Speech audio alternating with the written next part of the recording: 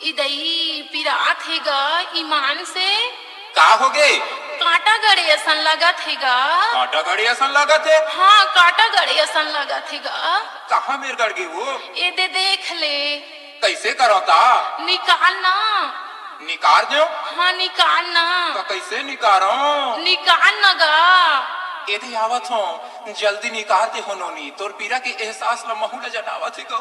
निकाल देगा। अरे तोर पीरा ल देख के महू ल रोवासी खलो आगी से आ।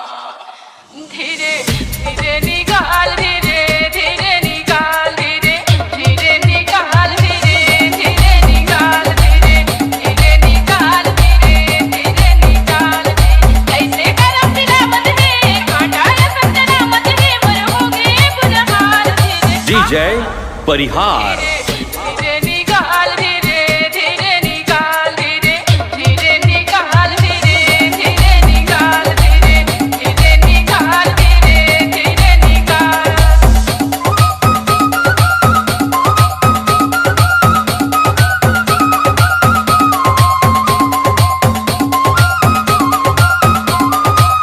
आँखियाँ तो टपकत है तारीफ देना छूटत है।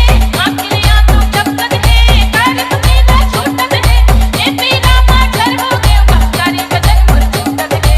ए पीला पाथर हो गया तारी बदन मुर छूटत है। DJ Rakesh Gone.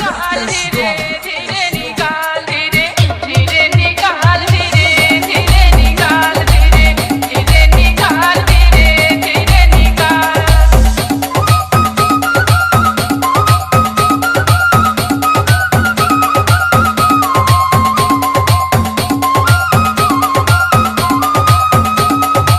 एक गोरिला इदी लमाना पाँव में मोजा पहिरे हा।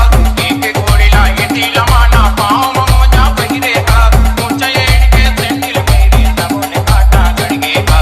ऊंचे एड़ के सैंडल पहिरे तबोले काटा गड़ गे हा। डीजे परिहार।